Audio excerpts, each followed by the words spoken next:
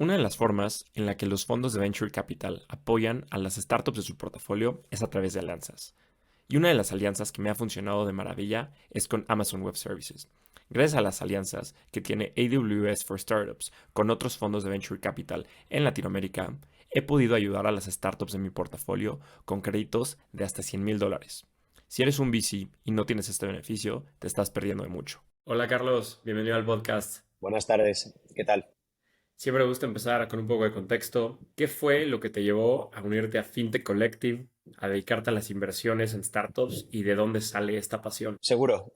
Bueno, yo antes de volverme inversor, ¿verdad? Fui operador, ¿no? Yo ayudé a crear una empresa, fui co-founder de una empresa eh, llamada Suyo, ¿no? Que operaba en Colombia, digamos, me volví el CEO de la empresa y ayudé a escalar las operaciones ahí. Entonces, pues yo creo que mi pasión siempre ha sido desde el punto de vista de inversor, trabajar muy cercanamente a los equipos, ¿no? Entonces, poder trabajar con founders y yo creo que nuestro estilo de inversión en FinTech Collective se presta bastante a eso. En cuanto a qué me trajo a FinTech Collective, yo creo que se dio la oportunidad de que aquí se está buscando una persona que entendiese América Latina, es una región donde se quería invertir mucho más seriamente cuando yo me involucré por primera vez en el 2019. Y después, pues con el levantamiento de un fondo subsecuente, pues se dio la oportunidad para entrar al equipo y también para poder invertir en la región de forma mucho más seria, ¿no? De lo que se había hecho anteriormente. Entonces creo que en ese sentido tanto el timing como la estrategia fue buena. ¿Y de dónde viene mi pasión? Yo creo que al final la verdad es que es un privilegio trabajar con gente que está intentando reinventar la forma en la que se hacen las cosas. Yo creo que, sin lugar a duda, los founders en los que invierto me gustaría pensar, pero también con los que interactúo y no siempre invierto, es gente que piensa así y yo creo que al final no hay, ¿sabes? No hay mejor misión. Entonces, sin duda es algo que me inspira y me da ganas de trabajar. Cuéntame un poco de este emprendimiento de suyo. ¿Qué hacían principalmente y qué aprendizajes al final te llevaste que hoy son relevantes en tu rol como inversionista? Segura. Pues mira, Suyo es una plataforma end-to-end que ayudaba a formalizar derechos de propiedad. Entonces, el modelo que escaló mejor era B2B2C. Entonces, básicamente ofreciendo todos esos tipos de servicios de formalización de propiedad como beneficio para empleados en empresas grandes. Eh, entonces, sí, era una empresa que tenía una misión social muy fuerte, entonces definitivamente un social enterprise, ¿no? Como se diría en inglés. Pero en cuanto a qué me llevo de aprendizajes, pues yo creo que hay varias cosas muy interesantes, ¿no? Una es sin duda la importancia de la cultura en crear un equipo. Yo creo que la cultura que creamos en Suyo, la pasión por la misión social de la empresa y las ganas, por falta de mejor palabras, ¿no? Que le metía a la gente a desvivirse porque eso ocurriese, creo que es algo que aprendí y es algo que no se puede cuantificar, ¿no? Pero con un equipo que funciona muy bien en una startup que está alineada en cuanto a misión y que está produciendo resultados interesantes, yo creo que es algo que tiene muchísima fuerza. Y a partir de ahí también me llevé aprendizajes muy interesantes, ya más desde el punto de vista no de cómo crear una propuesta de ventas B2B2C, vender a un enterprise y qué significa eso en América Latina, ¿no? Que es claramente algo que varias de las empresas que hoy no ayudo a crecer, ¿no? En las que estoy en el board en América Latina está haciendo, pues Vino es un muy buen ejemplo y creo que en ese sentido pues me llevé buenos aprendizajes. Sobre este tema del equipo, ¿no? Que al final es lo más importante en una startup. ¿Cómo tú trasladas esta parte del equipo a FinTech Collective? ¿Cómo crean una buena cultura? Buena pregunta. Nosotros somos un equipo pequeño, ¿no? En cuanto a inversores, creo que hoy en día somos 9 personas a nivel global, ¿no? O sea, invertimos sobre todo en Estados Unidos, Europa y LATAM. Hemos abierto una nueva oficina en Londres, entonces hoy en día tenemos más, ¿verdad? Ya son 2 oficinas. En LATAM todavía no tenemos una oficina oficialmente. Eh, pero definitivamente, a ver, en cuanto a el alineamiento, sí que creo que incluso en el crecimiento que ya hemos tenido, pues en cuanto a procesos, ¿no? y alineamiento hemos tenido retos interesantes. Y yo creo que ahí, digamos, la cultura de ser founder-centric y de estar obsesionados con aportar valor a nuestros founders y realmente ser los mejores socios posibles para nuestros founders, yo creo que es algo que se traduce. Yo creo que la forma, no que una startup ve eso hacia su cliente, nuestros clientes al final no son las empresas, ¿no? Podemos ponerlo así. O sea, obviamente al final respondemos a los LPs, pero las empresas son las personas a las que tenemos que aportar el mejor servicio posible. Entonces yo creo que en ese sentido se parece y tal y como una startup intentamos mantener un equipo lo más lean posible, pero que a medida que va creciendo, pues obviamente tiene sus retos de crecimiento y también a medida que tienes que operar en diferentes regiones, pues también tienes retos de comunicación y de coordinación. ¿Qué es lo mejor que una startup puede recibir de un fondo de VC? No sé, imagínate, te vuelves emprendedor y escoges a tu VC ideal, ¿cómo lo describirías? Pues es una buena pregunta. Yo creo que al final es una buena pregunta porque yo creo que típicamente funciona dentro del contexto de un board o de un grupo de inversores, ¿no? O sea, a no ser que sea al principio no tienes un solo inversor. Entonces, siempre yo creo que los founders que hacen esto mejor son los founders que buscan a inversores que se complementan, ¿verdad? Yo creo que hay varios aspectos, ¿no? O sea, a veces, por ejemplo, tener fondos locales de nombre e influencia, pues te ayuda sobre todo con hitos comerciales y entendimiento del landscape, ¿no? Yo creo que eso es fundamental, ¿no? Cuando muchas veces nos encanta, siempre que podemos en LATAM, coinvertir con fondos locales, ¿no? Estamos coinvertidos con los principales fondos y eso creo que nos abre avenidas comerciales, ¿no? Que muchas veces nosotros, a pesar de nuestro network ahí, que cada vez es mejor, pues no tenemos únicamente, ¿no? Yo creo que a veces la perspectiva, el sector expertise, ¿no? Que yo creo que es algo que aportamos. Nosotros hemos visto el desarrollo de fintech a nivel global los últimos 10 años, ¿no? Yo creo que hay pocos fondos que han visto eso. Entonces, a la hora de aportar eso es desde un punto de vista estratégico y los comps, ¿no? Diferentes modelos haciendo diferentes cosas a nivel mundial, yo creo que es algo muy bueno. Eh, pero al final, honestamente, la respuesta a esa pregunta yo creo que son las ganas y el esfuerzo. Yo creo que escalar un fondo de venture capital es muy difícil porque poder asegurar que estás dando la atención necesaria a todas las empresas y que lo sigues haciendo a escala es algo muy complicado mientras que haces tu portafolio. Y creo que muchos fondos que son muy buenos han sufrido en eso. Y sin duda es algo que yo creo que a medida que las cosas pues progresen y ojalá pues crezcamos nuestro UM sustancialmente, pues será un reto, ¿no? Y yo creo que eso sea ayudar con encontrar talento, sea ayudar con intros, sea tiempo para rebotar ideas, para poder tener sesiones, ¿no? Donde se discuten temas, pues como ventas, operaciones en detalle. Eso es tiempo y ganas. Y muchas veces la atención es lo que más vale de un inversor. Y es lo más difícil de dar. Entonces, sin duda, esa es la respuesta. Parte de este tiempo lo pasas en el board de ciertas empresas. Preparando la entrevista veo que estás en el board de Minu, Minca, Symmetric, Fondeadora, Matilda, digamos, estas empresas que operan en la TAM, ¿no? O sea, ¿cómo te preparas para estas juntas de consejo y qué es lo más importante de este tipo de juntas? Buena pregunta. Honestamente, o sea, yo me preparo mucho antes que el board. Yo creo que si yo estoy haciendo un buen trabajo es porque yo llego a leer el deck del board con muchísimo contexto de cuál es el deck y ojalá habiendo ayudado al founder con feedback de cómo preparar el deck o habiéndole dado feedback del draft del deck, con esa confianza de poder asesorarle.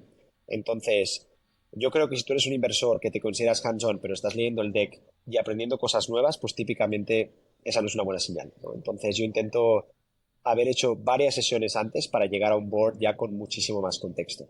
Eh, pero sí, pero claramente, eso por una parte. Por otra parte, yo creo que también es la coordinación con otros inversores, ¿no? Yo creo que a veces es el trabajo del otro a la mesa, de decir, bueno, has leído el deck, ¿qué piensas? ¿Por dónde crees que tiene que ir la reunión?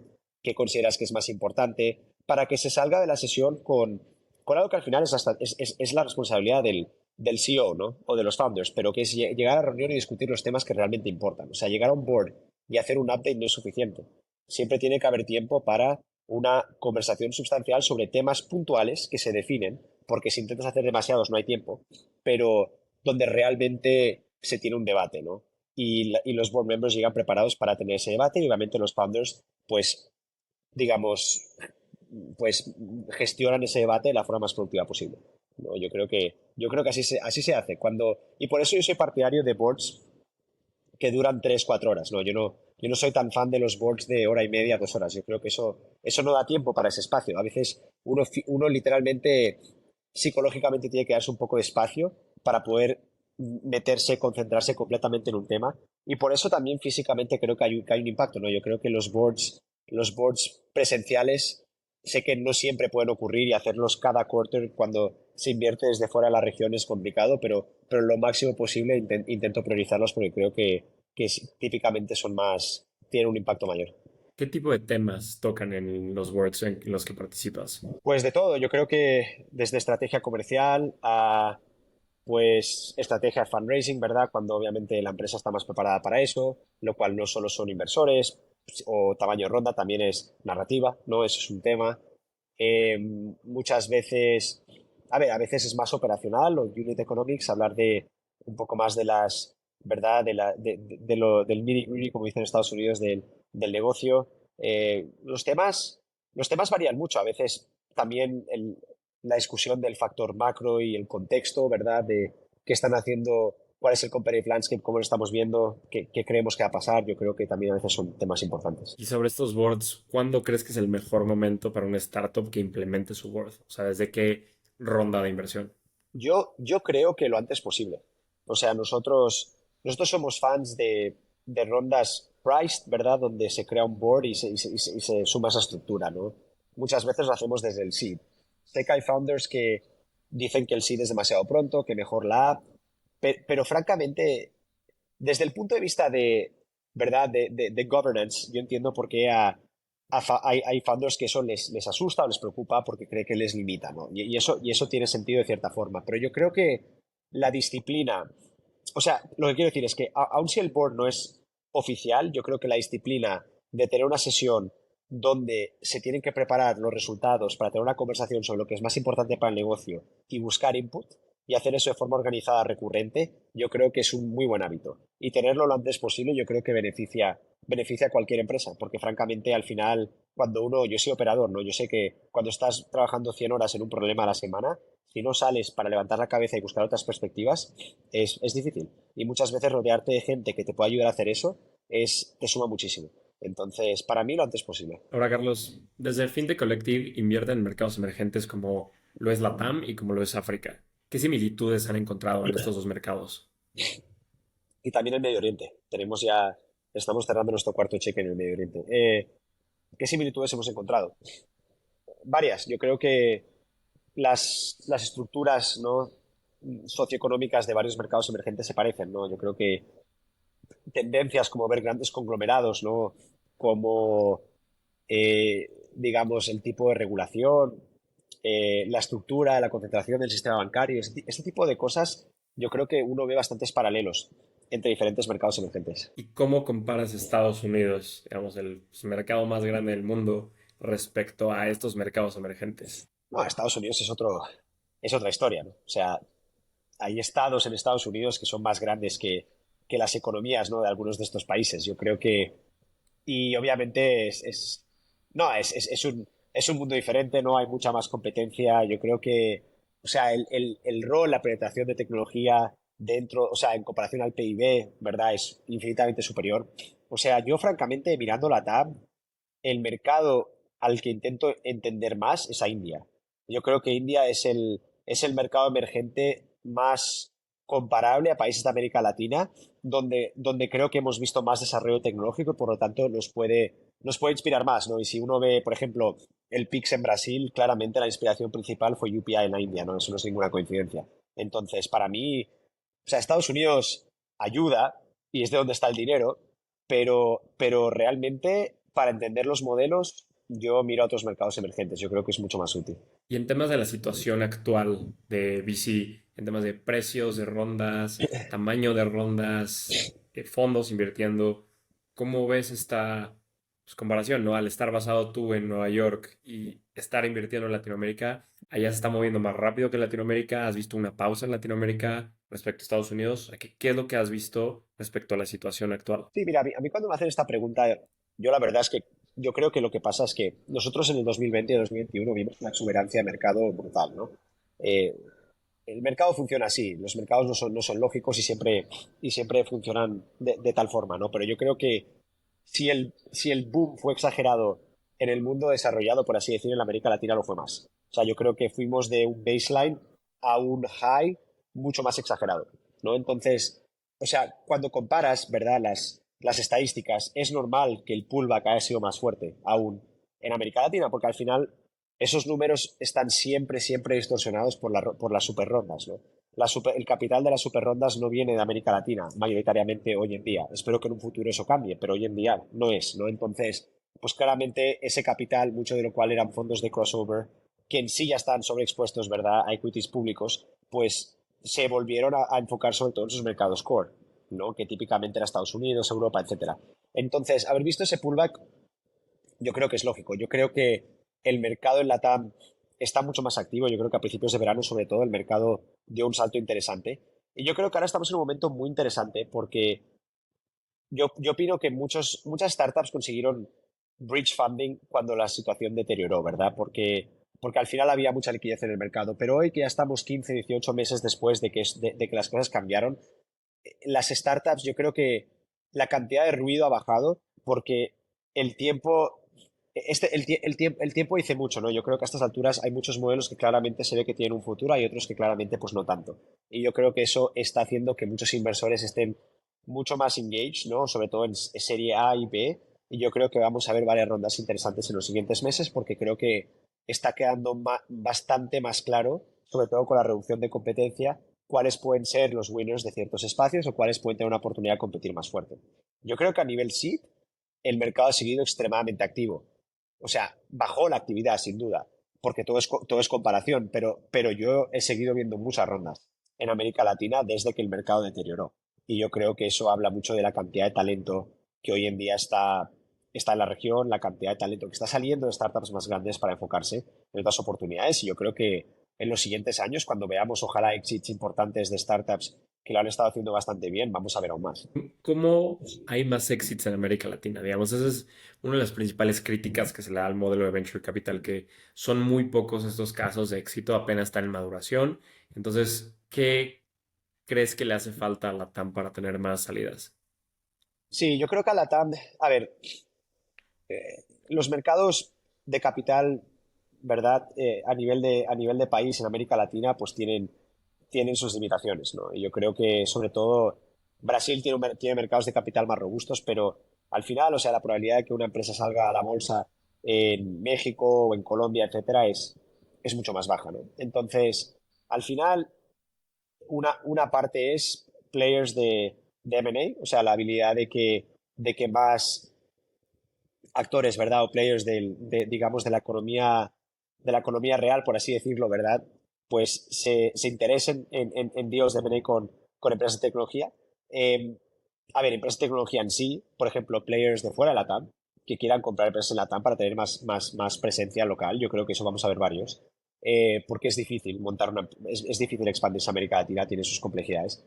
Y después acceso a los mercados públicos americanos, ¿no? Que es el gran sueño. Y yo creo que ahí, pues el pipeline de exits, ¿verdad? Claramente, pues antes del downturn hubo el caso de Nubank, hubo el caso de dLocal, que han sido, creo que, ejemplos de éxito. Yo creo que ese equity pipeline está mucho más probado en Brasil. Yo creo que ahora la gran pregunta es cómo va a ser para México. Yo creo que México es la gran incógnita. Obviamente, el ecosistema en LATAM para mí es cada vez más bipolar entre Brasil y México, ¿no? O sea, México como el centro de la América Latina hispanohablante, Brasil como, ¿no? Como el centro de del resto de bueno, de la América Latina portugués parlante, ¿no? Que es la mayoría del resto. Pero sí, pero yo creo que claramente hay muy pocos ejemplos de exits del ecosistema mexicano por ahora. Yo creo que es cuestión de tiempo. Bueno, si miras, ¿no? Mi portafolio, claramente estoy apostando a que eso ocurra y pero creo que es una gran incógnita y es una gran pregunta que tienen muchos inversores de growth que están mirando a América Latina hoy en día. ¿Crees que México llegue a los mismos niveles que hoy se ven en Brasil en temas de inversiones, sofisticación de los inversionistas, salidas, digamos, todo este tipo de situación que hoy está pasando en Brasil a nivel también regulatorio, ¿no? Ves al Banco de Brasil, que es uno de los bancos centrales que más innovación da a su país. Entonces, ¿cómo ves esto pasando en México? Bueno, eh, ojalá. Yo creo que creo yo. A ver, México, el tamaño de la economía mexicana, ¿verdad? No es el de la economía brasileña. La población de México no es la población de Brasil. Pero México tiene tailwinds muy importantes, ¿no? Como la fortaleza del peso, como la proximidad a Estados Unidos, el tema del nearshoring, ¿no? Que puede ser un ímpetu muy interesante para la economía mexicana. O sea, ves hoy en día los niveles de inflación en México, desempleo, todo eso pinta promete. Yo creo que hay oportunidades muy serias, ¿no? Y yo creo que en ese sentido México se puede beneficiar. Entonces, o sea, si va a llegar al nivel de Brasil cuantitativamente hablando, pues no lo sé, porque al final el tamaño de México es diferente al de Brasil. Pero yo creo que varios de los fenómenos que vemos para el desarrollo de un ecosistema de tech lo estamos viendo en México. Estamos viendo más talento que se ha mudado a México. O sea, hoy en día la Ciudad de México congrega un montón de gente de fuera del país que están creando empresas, están en el sistema de innovación. Y yo creo que eso es muy positivo, es algo que vimos en Brasil, ¿no? Desde hace un tiempo. Eh, y yo creo que desde el punto de vista regulatorio que has mencionado, hemos visto mejoras, pero sí, claramente desde el punto de vista del Banco Central brasileño, como tú bien decías, es un banco central muy fuerte que ha sido muy progresista a nivel mundial, ¿no? Y no solo estamos hablando del PIX, estamos hablando de Open Banking, ahora estamos hablando de regulación cripto. Eh, y yo creo que México por ahora está bastante detrás. Ojalá y espero que sea el caso que el regulador mexicano se mueva más en esa dirección. Yo creo que, bueno, que al final el ejemplo que pone Brasil es un ejemplo muy atractivo para que así sea. Ahora, sobre esta misma comparación, digamos, México, Brasil, y hace rato mencionas a India. O sea, toda Latinoamérica, si lo juntas, el PIB llega a ser alrededor de $6 trillion. Estados Unidos tienes $25 trillion. O sea, ¿qué le depara al futuro al asset class de venture capital dada esta limitante en tamaño de mercado? O sea, ¿qué tan grande puede Ah, llegar a ser? puede ser enorme. Yo creo que si ves la penetración de tecnología como porcentaje del PIB, o sea, el equipo de Atlántico hace un gran trabajo mostrando estas estadísticas. No las tengo exactamente top of mind, pero América Latina está muy por debajo de Estados Unidos, sin duda, de China, claro, pero incluso de India, ¿no? Que como te digo es un benchmark que creo que más aproximado. Entonces, eso te dice que a pesar de todo el dinero que ya ha entrado en tecnología en América Latina, puede llegar a mucho más, ¿no?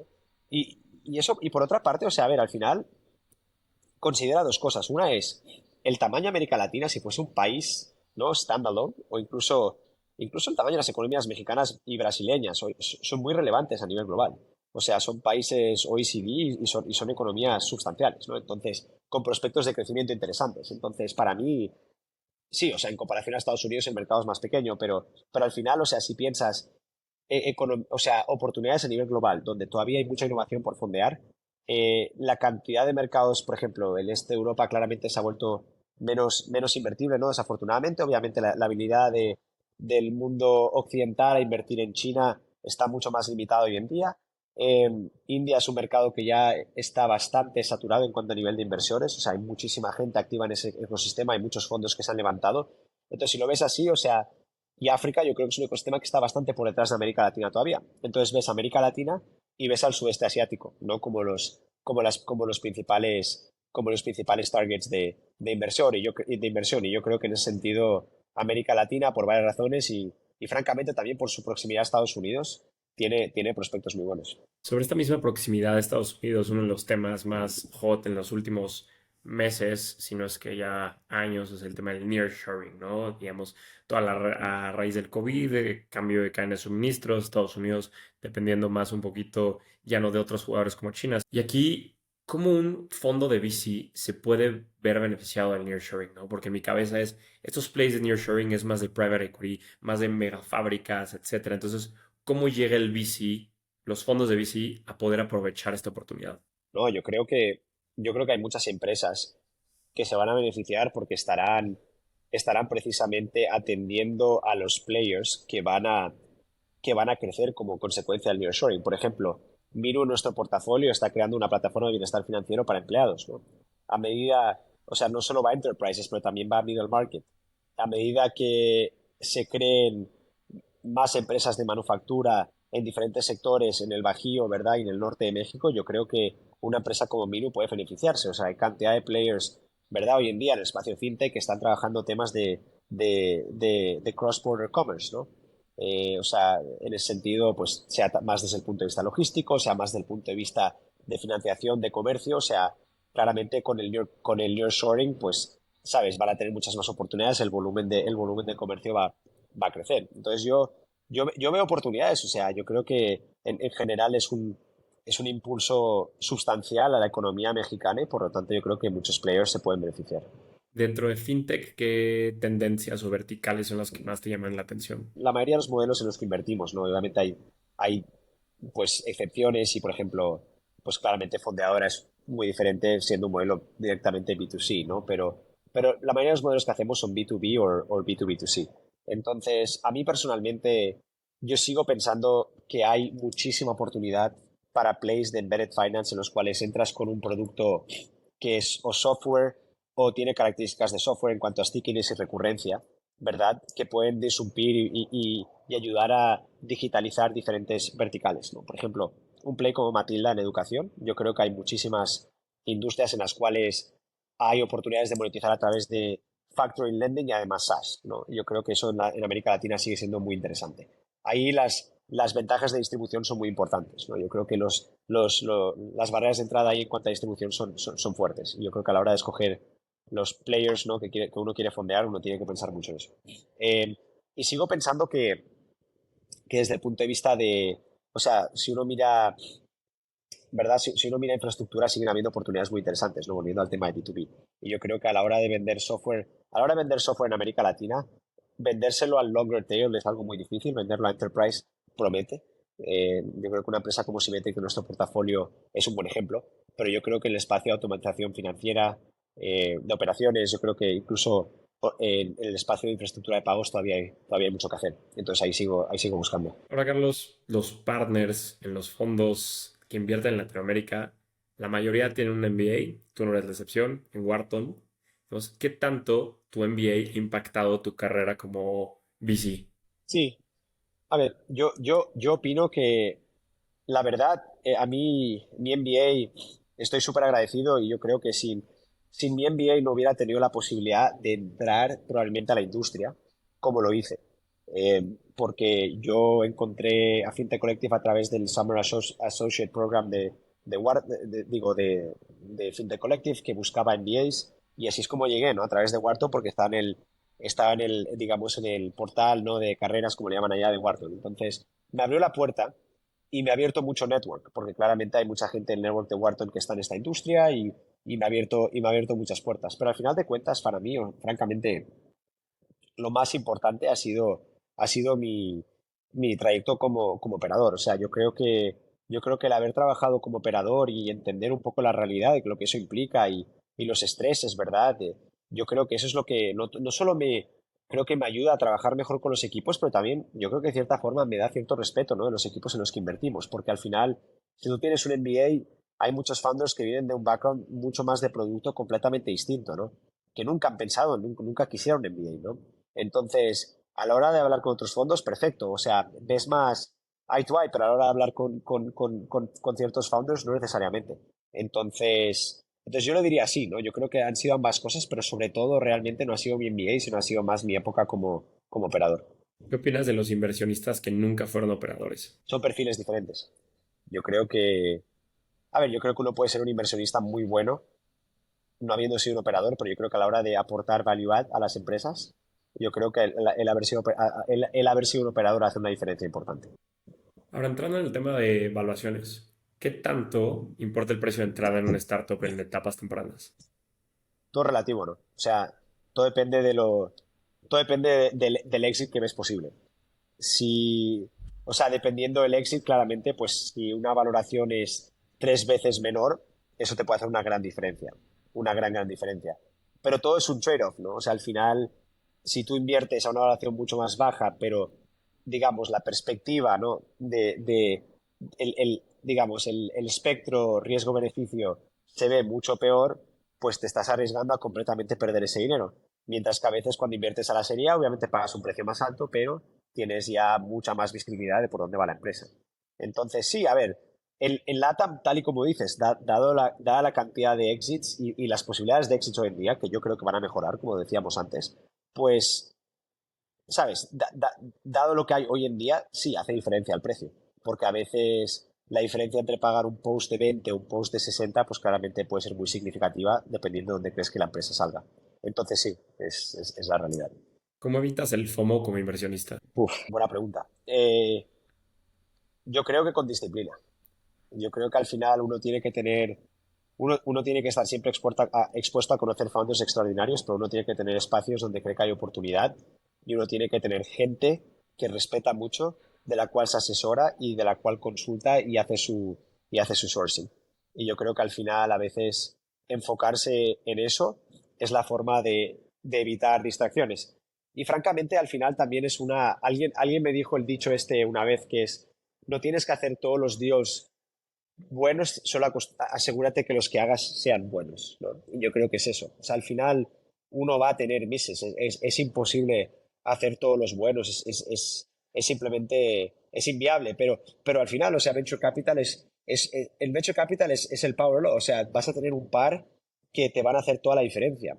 Entonces, ¿sabes? Te puedes permitir varios errores siempre y cuando te asegures que hay un par que van a ser extraordinarios, ¿no? Entonces, ¿sabes? Extraordinarios van a haber muchos. En un ecosistema en el cual hay muchísimo talento y en el cual hay muchísima oportunidad, van a haber muchísimos. No los tienes que hacer todos. ¿Cuáles son estos mises que te han marcado como inversionista? Pues tenemos un par, ¿no? Yo creo que... O sea, yo empecé mi carrera en 2020-2021, entonces, como inversor, entonces claramente fue una época en la cual se movían un montón de cosas muy rápido, ¿no?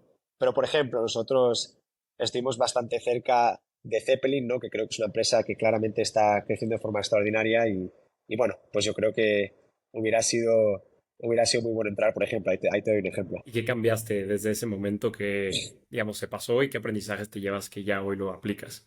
Pues intentar llegar lo antes posible a conocer el equipo.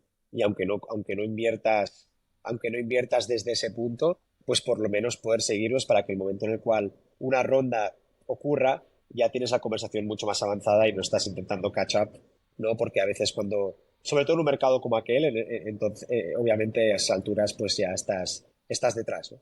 Y estás corriendo contra el tiempo y a esas alturas siempre es incómodo porque vas a intentar pagar, quizás acabes pagando un precio que no estás del todo cómodo porque no has tenido el tiempo de poder hacer tu trabajo, ¿no? Y bueno, y el 2021-2020 pues era un ambiente en el cual era muy difícil tener tiempo para hacer nada de verdad. Eh, pero bueno, ese es un poco el takeaway. Sí, todo se movía muy rápido y habían muchas rondas que se calentaban pues bastante rápido, ¿no? No eran meses, sino semanas incluso. En días. Sí, pasaba. ¿Qué sabes hoy que te hubiera gustado saber cuando empezaste a invertir? Yo creo que, yo creo que hoy entiendo de verdad la importancia de hacer un muy buen trabajo con los founders con los que inviertes. Y yo creo que al final tu reputación es todo. Y yo creo que la mejor forma de crear una buena reputación es aportando muchísimo valor a los founders con los que trabajas y ayudándoles de verdad. Y yo creo que si tienes founders que están muy contentos con el rol que has jugado en la empresa y que están dispuestos a recomendarte, yo creo que al final ni siquiera es porque, wow, quiero cerrar este deal, voy a traer a tal founder para que hable bien de mí. Es más como que yo creo que la gente habla entre sí, ¿no? Y cuando realmente cuando tienes una reputación de que te tomas el trabajo en serio, que lo haces y que eres hands-on, yo creo que yo antes subestimaba la importancia de eso y sobreestimaba la cantidad de gente que hace eso. Y yo creo que son pocos. Sobre esta parte de la ayuda a las empresas del portafolio, a los founders de tu portafolio, por la naturaleza del negocio van a haber unas que van mal, unas regular, otras muy bien. ¿Tienes alguna manera especial en dedicarle el tiempo a las startups dependiendo en su situación que se encuentran? Sí, es un reto, ¿no? O sea, al final uno quiere poder apoyarlas a todas, pero francamente, típicamente tu atención se ve consumida entre las que, las que están, no las que están en el medio, sino las que están en un estado, las que están debajo de expectativas, ¿no? Para intentar ayudarlas a retomar, y las que están por encima de expectativas, porque al final, nuevamente, la realidad de este negocio es que es el power law. Entonces, las que van muy bien, quieres ayudarles a que vayan aún mejor, porque si esas si lo hacen extraordinariamente bien, pues ya, digamos, sabes, te soluciona la faena, ¿no? Pero, pero sí, es un reto de verdad. O sea, al final, cuando tienes un portafolio bastante concentrado como el nuestro, quieres poder ayudar lo máximo posible. Y la realidad es que contra más ayuda se te pide, porque se te confía con diferentes cosas y se pide más tu consejo y tu aporte, ¿no?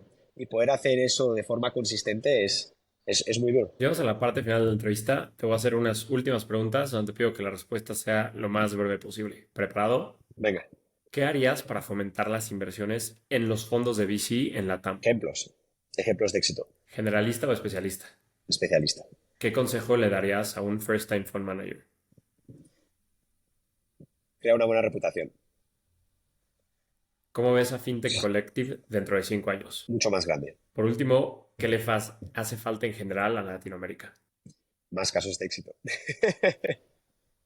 hay, hay el talento, hay, hay y habrá el capital, hay muchísima oportunidad. Casos de éxito. La gente se lo tiene que creer. Este es un juego de historias. Al final, si puedo decir una última cosa, es que los founders tienen que entender que al final en fundraising todo es narrativa. Y en early stage todo es narrativa. Entonces, los casos de éxito crean narrativas. Y eso es muy importante. Carlos, muchísimas gracias por la plática. Disfruté muchísimo platicar contigo. Muchísimas felicidades por toda tu trayectoria. Ahorita lo que están haciendo desde FinTech Collective a nivel mundial, ¿no? No solo Latinoamérica. Entonces, muchísimas felicidades por lo que están construyendo. No, gracias. Ha sido un placer.